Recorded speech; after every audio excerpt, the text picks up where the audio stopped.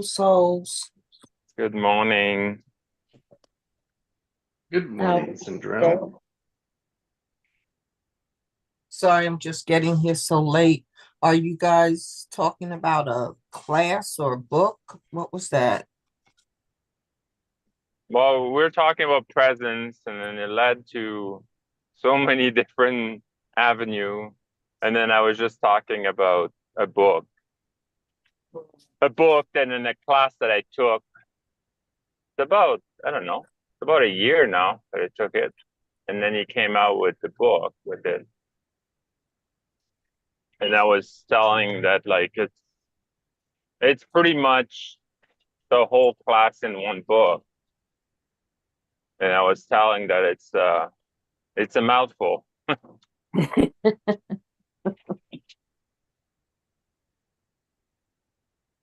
Yeah, it's very different to reading it and then experiencing it with other people. Well, and then it comes back to presence because the whole book is about presence. Yeah. Yeah. You know, come Whose back to book? who you are. Whose Yeah. book is that? RJ Spina. I think it's Access Superconsciousness. I think that's Presence. it's a class that I've done with Heinz.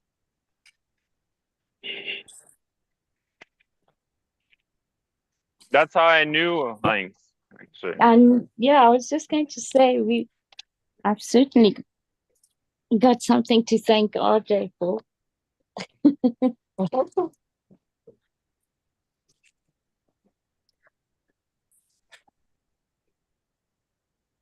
And then Hans knew Chi, right? They've been friends for a long time. Yeah, exactly. Yeah, Heinz is a good friend with Chi. Yeah. And that's all. I love how community can get built like that. It's so magical. Mm-hmm. It is. Yeah. I'm doing this session. I think I got like 8 more weeks to go. And Yeah. yesterday was the first day that I got on the live PQ session is what they call it. And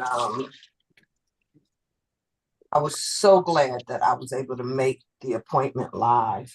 And I met these two women, and I'm sitting there thinking I have a picture hanging in my living room, and the lady says, I have that picture in my inbox, and I just my ordered Mm. it. We had so many so many triangle things. Wow. Like my stuff connected with one, and as she was saying how it connected, what she said connected to the other one, and we just kept going around like that. We were like laughing at the synchronicity of us being put so randomly into a Zoom breakout room. Yeah. So it was, Yeah. it was I the whole thing of this class, you said presence, it's about really being aware of how you are present. Mm-hmm. And, Mm-hmm. That's like, exactly what Jesse and Pascal were saying. yeah, like from the time when as you wake up, it's like Yeah. taking time to be present in the state of your awakening. Yeah. Not judging, not doing, being present. And willing to receive. Mm. Yes. Wow. That just came, Pascal. I mean, sorry, Sandra. No, that's really deep because we put out, but and when you're present, you do receive. You're conscious of what is available to receive, and you and just to be able to really like look, like right now I'm looking out my kitchen window and just noticing the shades of green, the shadows, the highlights, how the sun is hitting. You know, it's being present. Yeah.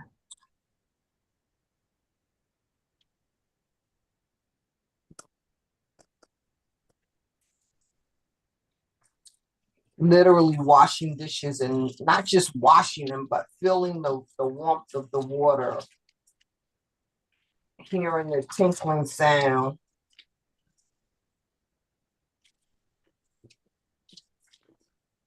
Feeling the texture of the glass on my hands in between my fingers. Feeling the skin on my fingers. You know, like talk about receiving. Mhm. Not just the washing of the dishes, but feeling the water. The texture of your own fingerprints. Not just feeling the object, but feeling your own fingerprint. That's like your tentacles, that's receiving. Yeah. And your judgments, being aware, are you receiving? Are you discerning? Are you judging and letting the judge go? Yeah. So back to you guys. Just such a good word this morning, presence. Mm. You know, I want to bring back something Pascal said was the awareness. Like the masturbating. Yeah, that one. Yeah, mental masturbating. Yes. Mental masturbating. Yes.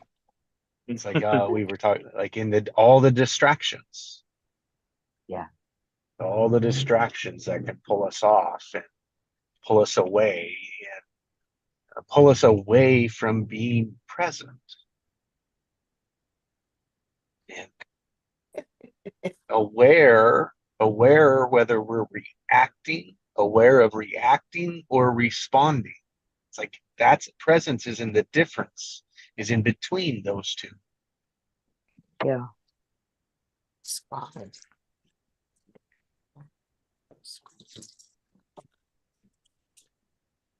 I'm sure I missed a lot of that conversation.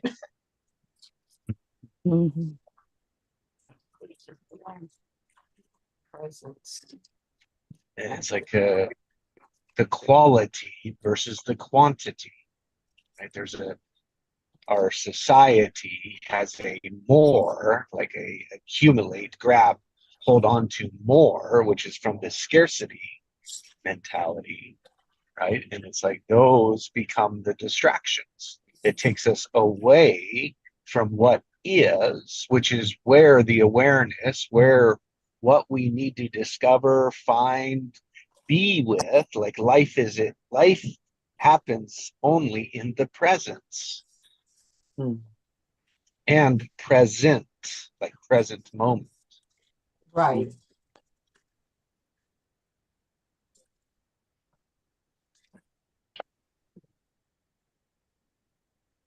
And when we are a master at distraction, we push it on others. You know, that's what came to me because, like, you know, with my son, you know, when he's crying, which being present, oh, I'll give him some food. I'll give him like whatever, a toy. I'll instead than just being with them and stay present with them, because most of the time that's what he wants. Yes. What any child wants, right? But then like, oh no, you need more milk. Mm. Oh, water? No? What about a toy? And then you're like, oh, you just want a hug. Ah,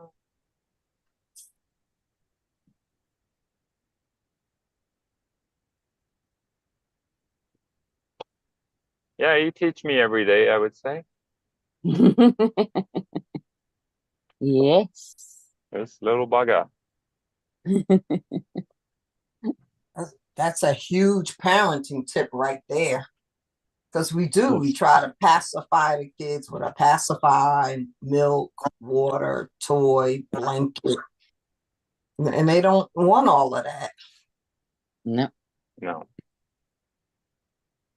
They can get that. They can have that. It's the presence of you with Mhm. nothing in between. Yeah, my wife and I realized that like when he goes to day home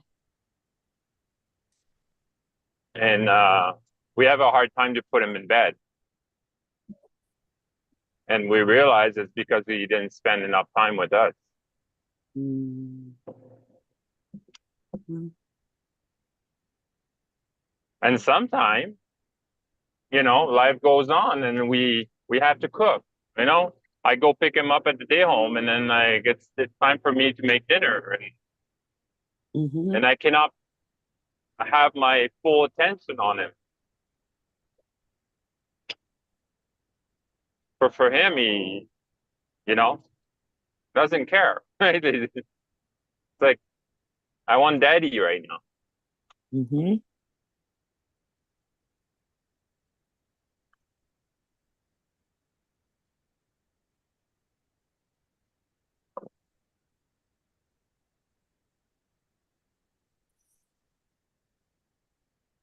And our device or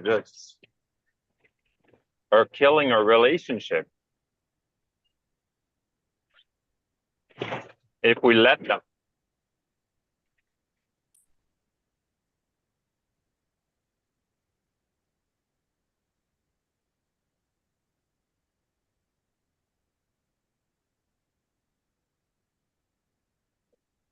Yeah, it's all in how we use things, right? Mm-hmm. So I'm observing a relationship right now that I'm in. And first of all, it's long distance. And you know, that honeymoon phase has peaked. And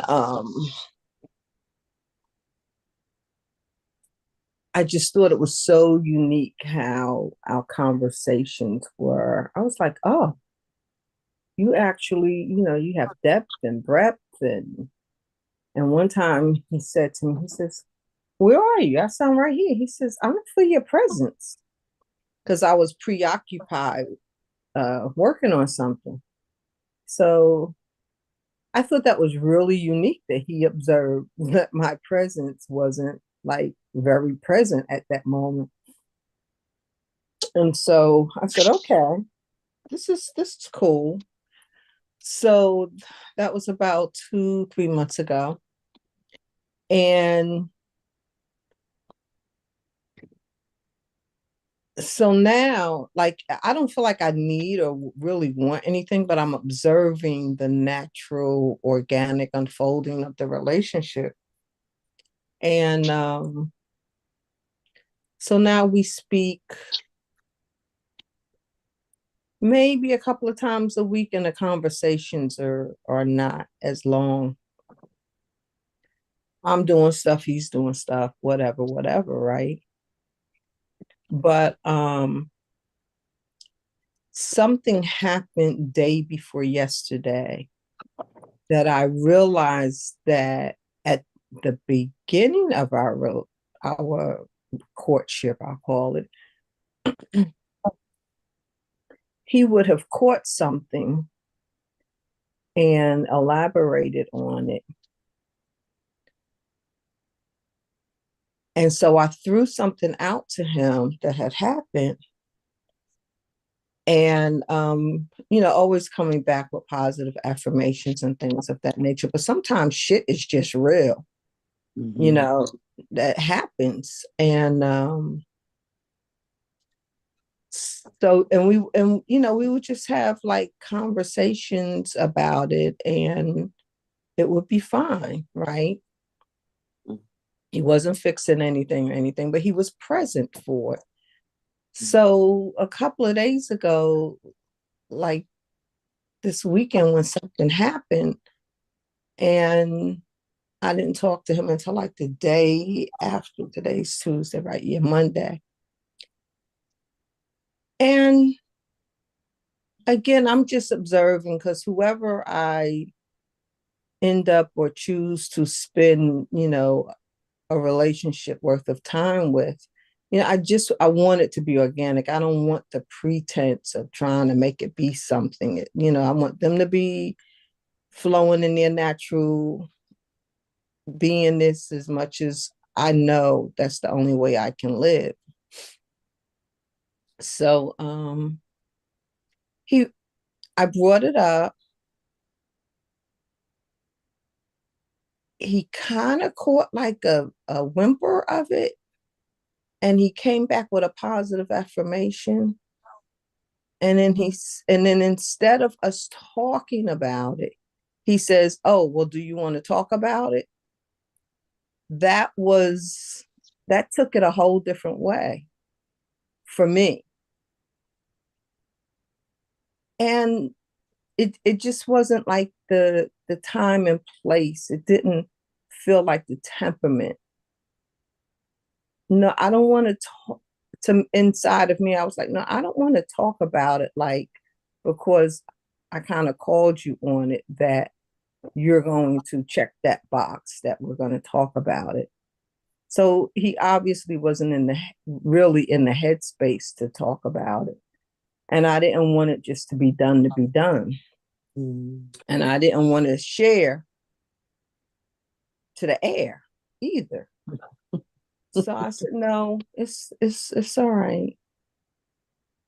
And the conversation just went off into the wind, and then mostly on his stuff. And then I kind of said, all right, I gotta go. And I shut it, I kind of shut that down. But I just say all that to say is, sometimes you can be present. Sometimes you are present somewhere else, like cooking dinner. And there's a level of self-regulation that has to occur. So I was checking my own self out too. I don't need, but I do appreciate the presence. I did appreciate the presence of him when he really would be present. And I was like, oh, okay, we can share those kind of moments. But there's a thing of being able to be self-regulated and observe, that you don't feel like you're any less, or you're being deprived or depleted because somebody didn't recognize where you're at in your presence. So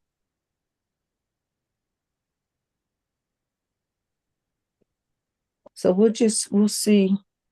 We'll continue to see how the relationship goes, but a clear spirit voice was in me, in my presence, saying, this is not fulfilling for you. This is not, it is what it is, but it's not organically sustainable.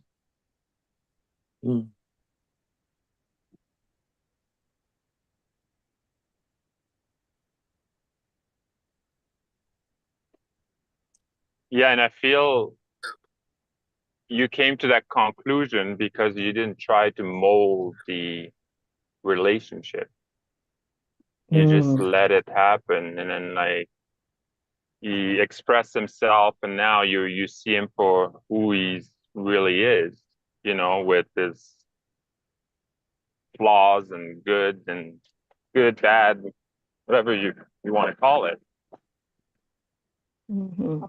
And you're like, that doesn't really resonate with me. Mhm. Mhm.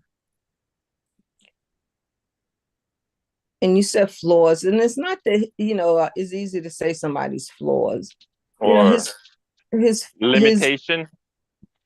I don't even want to call it a limitation. I mean, because it's just our composite makeup. It doesn't retain complementary. And some of it has to do with long distance, like I can't say, hey, let's go hang out. It's like I can't flow like that with him.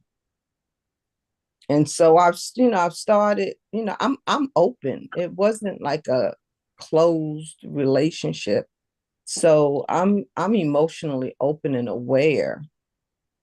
But I do appreciate what he did open up in me so that I would know more of what I do want and know more of that doesn't work for me. Mm. But I don't call it floored, I just,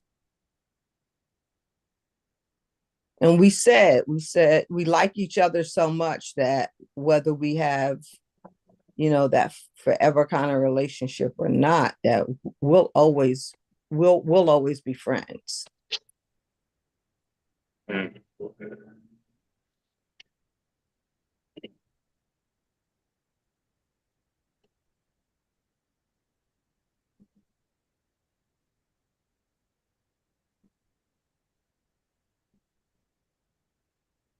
Which I think any relationships start with anyway. Mhm.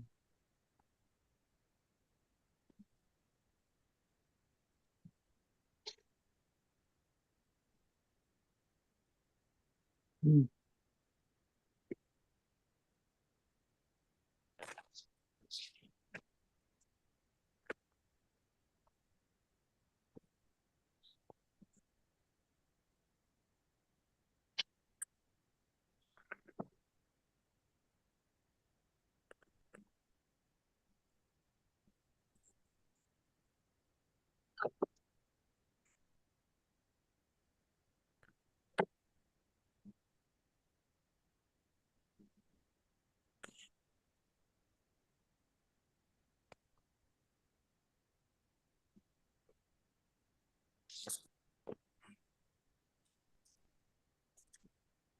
Sindel, when you were talking, what came to me was my awareness of what you were describing sounded like the capacity to just be with what was in those moments. Mhm. Yeah.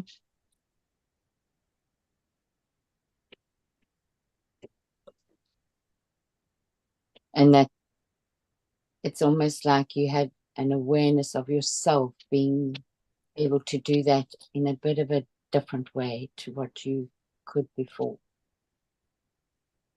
Yeah, it is different.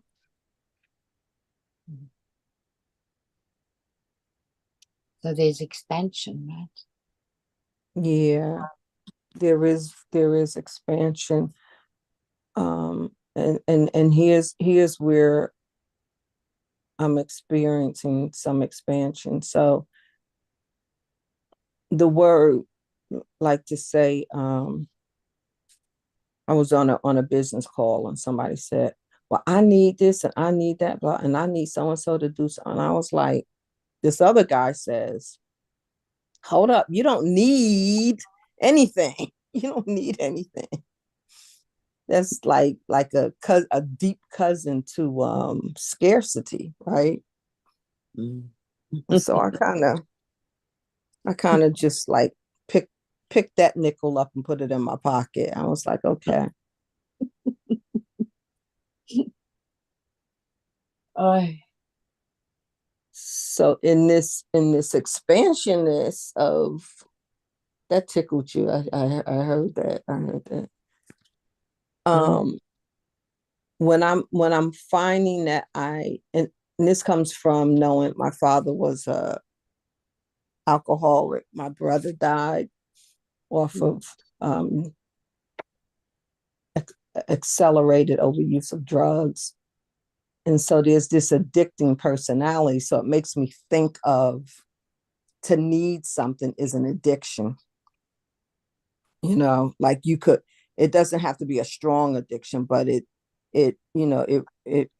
runs in that flow of a mental addiction, a heart addiction. So anyway, when I find that I yearn for someone's presence, but naturally they are not able to be there, I find like that kind of addicting, drive trying to gear up. And I go, no, no, no, no, because you don't want to need somebody who doesn't have what you desire for them to get, that they're not able to just give that naturally.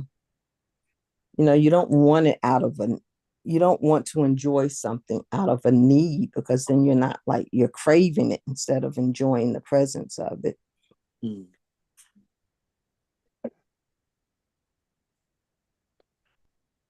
Or perhaps going into the gratitude for the presence of it. Mm-hmm.